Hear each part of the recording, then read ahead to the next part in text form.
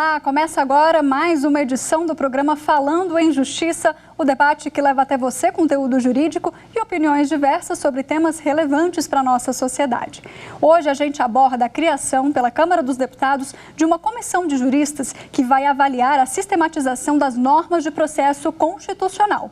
No estúdio comigo hoje eu recebo o João Pedro Melo, que é integrante da Associação dos Ex-Alunos da Universidade de Brasília, a Alumni. Seja muito bem-vindo, João. Obrigado, Mari. É um prazer estar aqui hoje, principalmente para tratar de um tema tão importante, que sempre é muito importante em todos os momentos da vida da República, mas que agora está na ordem do dia com a nomeação da comissão pelo presidente da Câmara dos Deputados para elaborar um código de processo constitucional. A gente vai explicar melhor o que significa isso, né, João? Vamos traduzir esse juridiquês para você aí de casa. Os nossos convidados são os professores de processo civil da UNB e também advogados, Jorge Amaury Nunes e a Paula Pessoa Pereira. Sejam muito bem-vindos aqui. Quero agradecer, professor Amaury, muito obrigada pela sua presença aqui conosco. Sou eu que agradeço a oportunidade de conversar e conversar muito com o público e com a Paula, sobretudo, a quem dedico enorme carinho. Professora Paula, agradeço também sua participação aqui com a gente para ajudar a gente a traduzir esse tema aí para o público. Boa noite, muito obrigada, Mariana. Eu que agradeço também e é uma enorme alegria estar aqui essa noite com vocês para poder discutir na companhia honrosa aqui do professor Amaury e do querido também João Pedro. Bom, vamos lá, gente. É o seguinte, essa comissão ela vai ter um prazo de 150 dias para elaborar um anteprojeto sistematizando as normas sobre o assunto. Então, eu já começo aqui pedindo para a professora e para o professor para explicarem para a gente o que é esse anteprojeto e qual que é a importância de termos a sistematização das normas do processo constitucional. Professora, quer começar com essa primeira pergunta? O que é, então, o anteprojeto? Sim, claro, Mariana. Qual que é a ideia de um anteprojeto? A ideia de um anteprojeto, e para isso a gente tem essa comissão que foi formada pelo presidente da Câmara, o deputado Rodrigo Maia, é reunir estudiosos do tema, no máximo possível, e ter uma abrangência um tanto quanto mais larga, para que discutam como organizar e sistematizar um projeto de lei. Na verdade, o anteprojeto é esse estudo mais, digamos assim, elaborado por doutrinadores e também pelos profissionais do direito, para que possa colacionar, para que possa, na verdade, relacionar toda essa legislação que a gente tem difusa a respeito do processo constitucional. Isso é muito importante porque, realmente, desde a Constituição de 1988, diversas leis, importantes leis, na verdade, que a gente tem, elas disciplinam o processo de diversas ações constitucionais que são, inclusive, ajuizadas perante o Supremo Tribunal Federal. Mas, justamente em razão dessa proliferação que a gente também tem divergências em razão de procedimentos muito distintos com relação a essas legislações, daí a necessidade de unificar e ter um código de processo constitucional, para a gente trazer essa uniformidade em termos de processo. Perfeito. João, sua questão então para a professora Amaury. O Código de Processo Constitucional não é uma invenção brasileira. Outros países como Peru, Costa Rica, Bolívia, também têm os seus códigos de processo constitucional. Então, a pergunta, professor Jorge Amaury, é qual é a importância de unificar toda a legislação esparsa que existe sobre o processo constitucional em um código? Bem, toda a ideia de codificação, isso não é de agora, desde o século XIX, quando se criou aqui as primeiras comissões para estudar o Código Civil brasileiro e fazer um Código Civil. A ideia de um código é sempre criar um sistema. Quando você tem legislação esparsa, você muito dificilmente consegue ter uma estrutura única, uma estrutura uniforme que permita a percepção de um princípio de segurança jurídica que a gente chama a clareza nos comandos legislativos. Você cria hoje uma lei sobre tal assunto, amanhã uma lei sobre um assunto correlato, porém não a mesma lei. O que acontece? É possível que existam conflitos entre duas normas que cuidam de assuntos muito próximos uns dos outros. Quando você tem um código, você consegue criar um sistema, consegue criar uma parte geral que vai iluminar todo o procedimento das diversas espécies de regulações e controles de constitucionalidade e também veja bem, no caso específico, de controle também da tutela dos direitos fundamentais. Se você começa a seccionar isso, daqui a pouco vai virar um Deus nos acuda e o direito vai começar a viver um processo que a gente chama antropofágico, homem comendo homem, lei comendo lei. É isso que não pode acontecer. Então, sim, toda vez que se tem um código, você tem um sistema, ou pelo menos deve ter um sistema, e um sistema que vai facilitar a aplicação das leis e vai facilitar, sobretudo, a compreensão das leis pela sociedade civil, a compreensão das decisões sobre esses temas pela sociedade civil. Perfeito. Agora eu quero fazer uma pergunta que eu vou querer a opinião aí dos dois professores aqui com a gente. O texto, ele destaca o seguinte: a relevância de se atualizar as legislações para acompanhar a evolução das decisões aqui do Supremo Tribunal Federal sobre essa matéria. Então, eu quero já perguntar, professora, vou começar contigo, já quero saber a opinião do professor Amaury. Qual que é a importância da gente ter tudo isso documentado, de todas essas atualizações serem levadas em conta? Então, Mariana, isso é muito importante e a sua pergunta conjuga com o que o professor Amaury colocou, que é um ponto extremamente relevante. Qual é? A gente tem, em termos de jurisdição constitucional no Brasil, o que a gente coloca, o que a doutrina classifica, né, como um controle de constitucionalidade misto, porque a gente tem um modelo do controle difuso de constitucionalidade que é feito a cada caso concreto e chega até o Supremo Tribunal Federal por meio do recurso extraordinário com repercussão geral, que é reconhecida, e o controle de constitucionalidade concentrado abstrato, que é feito por meio das ações originárias, que a gente tem ação direta de constitucionalidade, ação declaratória de constitucionalidade, que é juizada diretamente perante o Supremo Tribunal Federal. Por muito tempo, a gente tinha, digamos, uma divisão bem estanque entre esses dois modelos. Mas a partir, inclusive, da reforma que a gente teve, reforma constitucional em 45, a emenda constitucional 45, na verdade, em 2004, a reforma do próprio Código de Processo Civil, a gente tem uma convergência entre esses modelos por conta da aproximação dos efeitos das decisões que são proferidas. Por quê? Porque no recurso extraordinário com repercussão geral reconhecida, embora seja de controle difuso, ou seja, atrelado a um caso concreto, a ideia é que aqui se forme um precedente que vai vincular todos os demais casos que tragam a mesma questão.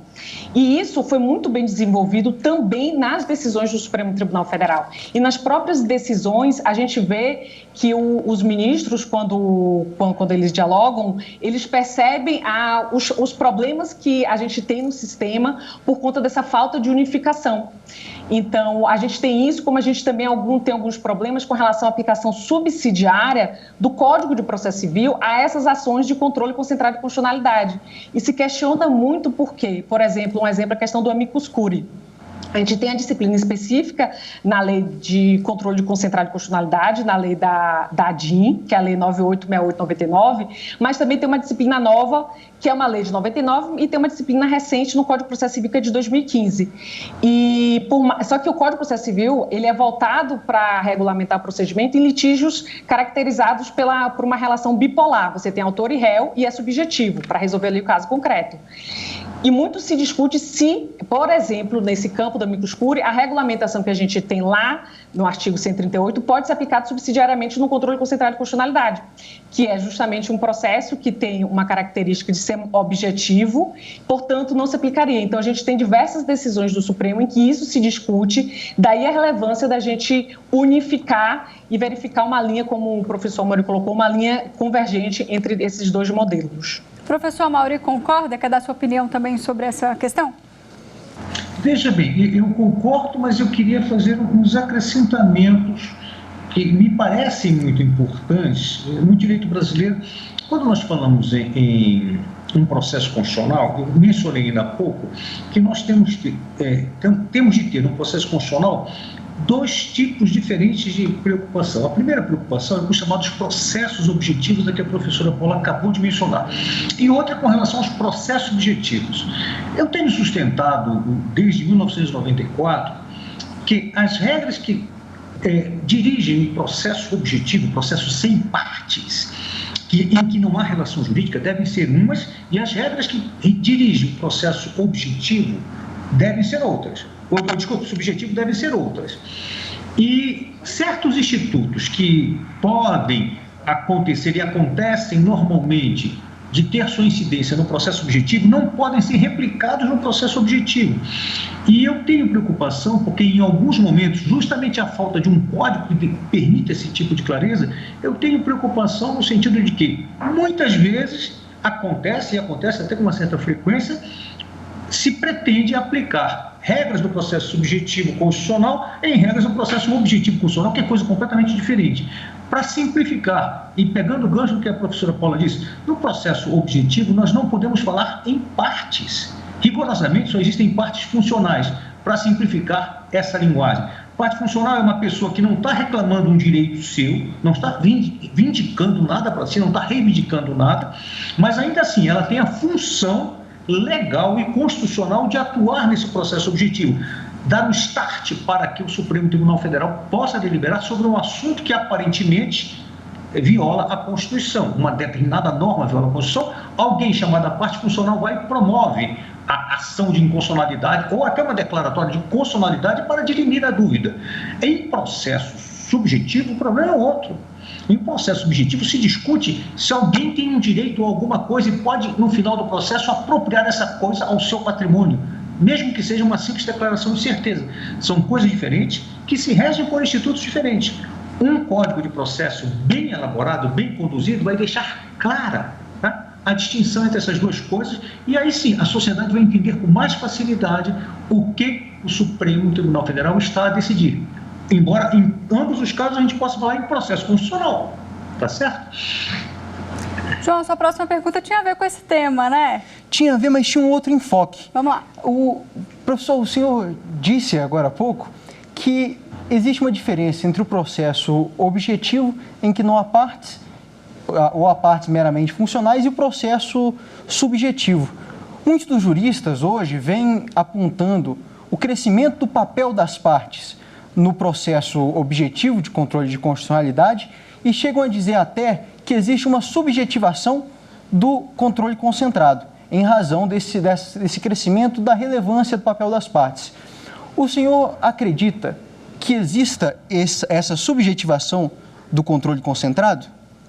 Qual é a diferença na prática de um processo objetivo para um processo subjetivo? Eu vou pedir sempre a mais respeitosa venha a esses doutrinadores para dizer eles estão errados e não estou aqui para se defender, eu lamento isso. E eu vou tentar explicar. Veja bem, quando você está diante de uma ação declaratória de constitucionalidade, de uma ação direta de inconstitucionalidade, o que você está tendo presente? Como é que você examina isso? Você vai examinar se uma lei, um estatuto legal inferior à Constituição, de qualquer ordem, é compatível com a Constituição. Que tipo de conflito você tem aí? Um conflito norma versus norma. Sempre é uma norma brigando contra a norma, que seria o seu fundamento de validade e não pode ser por algum motivo, por alguma discrepância entre uma e outra norma, a norma referente e a norma referida. Pois bem, no outro conflito que nós chamamos de subjetivo, o que acontece? Dois sujeitos disputam sobre um determinado bem da vida, um sujeito chamado autor e um sujeito chamado réu. Ambos sedizentes sujeitos de direito. Disputam sobre um bem da vida. E o que eles pedem ao magistrado, que pode ser do Supremo, pode ser um magistrado de primeiro grau, de segundo grau, não interessa. Eles pedem que esse magistrado faça incidir uma norma sobre uma relação jurídica, ou seja, sobre um conflito, ou sobre a necessidade de estabelecer uma nova situação jurídica. Estabelecer, por exemplo, vamos ver, uma tutela, uma curatela ou coisa semelhante. Pois bem, então veja, num momento você tem discussão norma versus norma e no outro você tem discussão sobre relação jurídica, tá? Conflito de interesse qualificado por uma pretensão resistida, por exemplo. São coisas diferentes. Então, num processo de controle de constitucionalidade abstrato, jamais a gente pode pensar que existem partes e que essas partes estão ganhando maior relevância. Não, isso é do limite da função uma balela. Agora sim, eu vou fazer uma concessão. A linguagem do direito é sempre um construído do homem. Eu costumo dizer, eu falo assim, eu tenho um direito subjetivo. Você não pode ver na natureza um direito subjetivo. Eu tenho um uso capião. Você não pode ver um uso capião. Tá? São construções do homem. Agora, se eu disser a você aquilo ali é uma folha e mostrar uma folha no mundo da natureza, rapidamente você vai identificar a folha. Por quê? A linguagem do direito não tem correspondência de verdade. É só um construído mesmo, um pensamento. E a gente ajusta uma expressão qualquer a uma certa configuração que a gente vai chamar de direito, vai chamar de dever, vai chamar de obrigação, etc, etc, etc.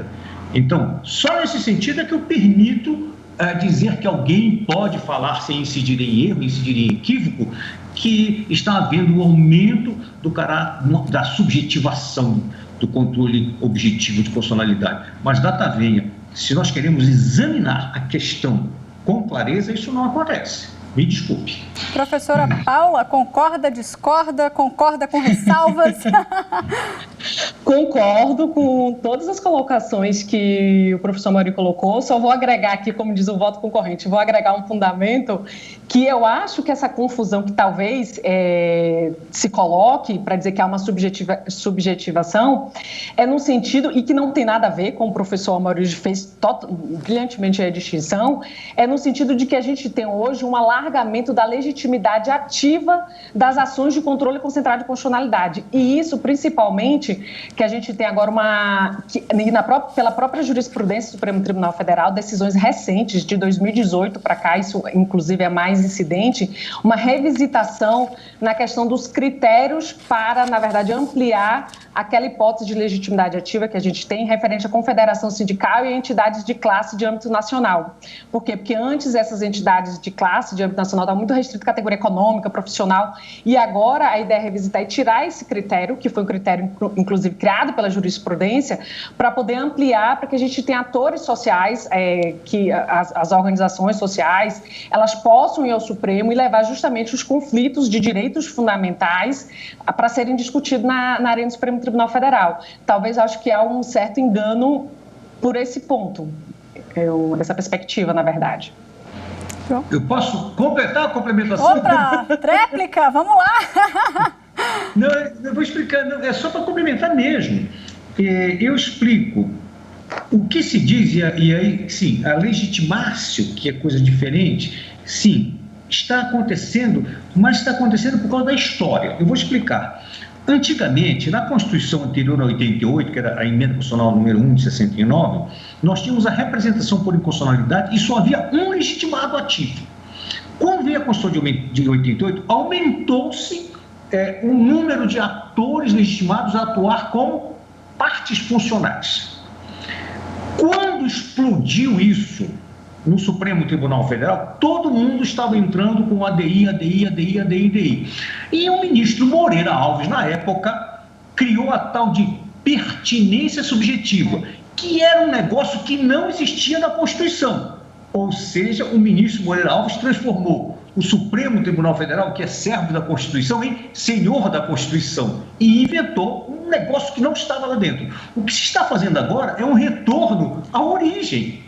Ou seja, está se eliminando a força dessa pertinência subjetiva, que só é uma construção jurisprudencial, que não encontrava guarida na Constituição, e trazendo para uma interpretação que eu vou chamar de mais originalista, ainda que nós não estejamos no direito norte-americano, mas vem bem a calhar essa expressão.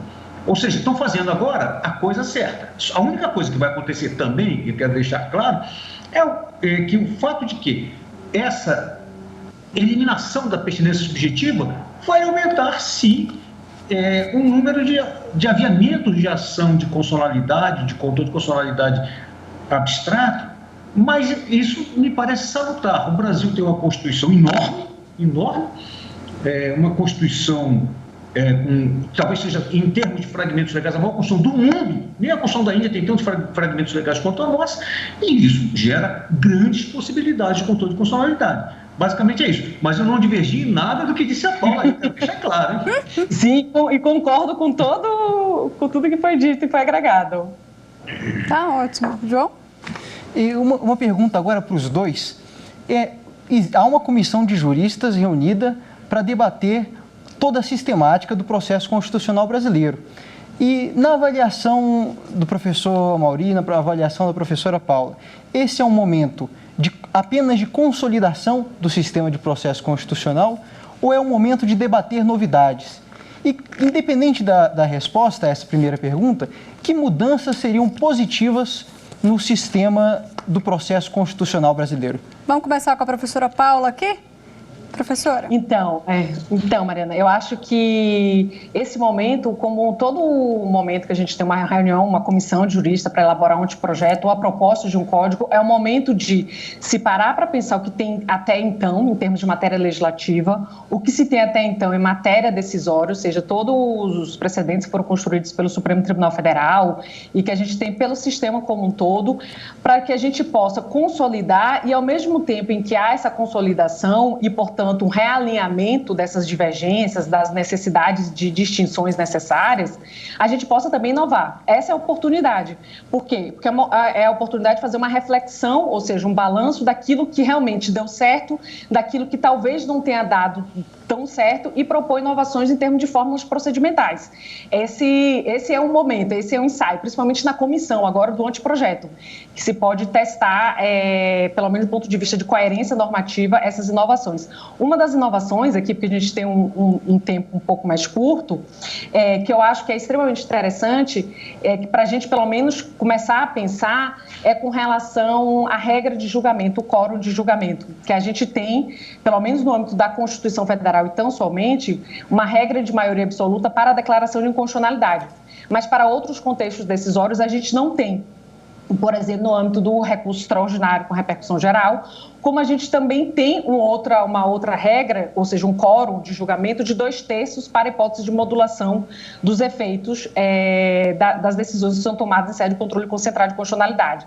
Eu acho que seria um momento para a gente repensar se essa regra de maioria, tanto absoluta, que a gente tem para a declaração de inconstitucionalidade, como também para maioria relativa para recurso extraordinário, se ela realmente é suficiente para garantir e assegurar os valores constitucionais e os valores do próprio constitucionalismo.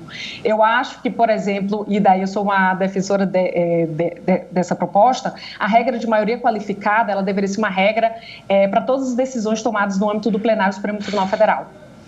E daí teriam razões para isso, que eu acho que é uma regra que elevaria a deliberação, o quórum, quando a gente aumenta, né, ensejaria um estímulo a se provocar uma deliberação com mais qualidade. A gente evitaria sensações de dúvida objetiva quando a gente tem decisão por diferença de um voto. A gente privilegiaria a ideia de presunção de constitucionalidade, porque superaria esse juízo de dúvida do ponto de vista institucional.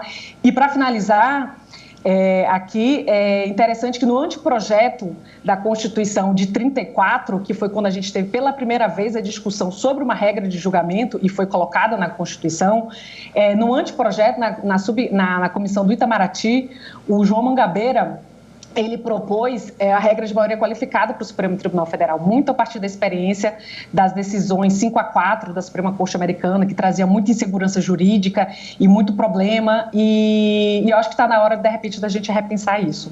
Fico com essa proposta aqui para discussão. Tá certo. A gente já está chegando no final. Professora Mauri, rapidamente aí suas considerações sobre o que essa comissão aí pode trazer para a gente. Rapidamente, eu acho que a comissão pode forçar um pouco mais a mão, porque eu não sei se vocês sabem que um ministro não pode decidir insuladamente, segundo a lei, insuladamente sobre uma liminar numa ação de controle arbitrário de constitucionalidade. Eu quero saber qual foi o ministro que ainda não deu uma decisão insulada. Todos dão, ainda quando a lei não preveja isso. Temos que ajustar para um lado ou para o outro. Mas o que a gente não pode é fazer de conta que a lei não existe. E agora, o que pode ser um contributo bem interessante dessa comissão é regular, em sede de controle de constitucionalidade, a chamada eficácia horizontal dos direitos fundamentais. É possível que o Supremo deva assumir essa responsabilidade e não deixar simplesmente, por exemplo, na mão do Superior Tribunal de Justiça, ainda que mereça todo o nosso respeito, mas a Corte Constitucional e o Supremo Tribunal Federal. E sim, a gente poderia ter um instituto, um mecanismo para fazer com que a eficácia dos direitos fundamentais, horizontal dos direitos fundamentais, fosse respeitada a nível constitucional pelo Supremo Tribunal Federal. Ele determinasse que certas coisas fossem feitas assim nas relações entre agentes privados. Eu acharia fundamental que isso constasse do projeto. do anteprojeto, desculpa. Tá certo. Bom, gente, essas foram as opiniões pessoais. A gente lembra aqui que esse é um espaço de debate, que você aí de casa também pode não concordar com tudo isso, mas a gente veio aqui expor essas opiniões. Eu agradeço demais, professora Mauri, pelos seus conhecimentos aqui passados para a gente, né? Porque acho que para fazer uma análise dessa são anos aí de estrada. Sou eu quem agradece, tenha certeza disso. Professora Paula, agradeço também sua simpatia aqui conosco, seu conhecimento passado. Muito obrigada. Eu que agradeço, Mariana, por essa oportunidade e vamos por uma próxima oportunidade. Tem muita coisa a ser discutida aí com relação a essa comissão, esse Código de Processo Constitucional. Vamos lá, capítulo 2 aí dessa comissão a gente traz para cá para discutir. João, agradeço também sua presença aqui com a gente pela primeira vez, foi um prazer. Eu que agradeço, Mari.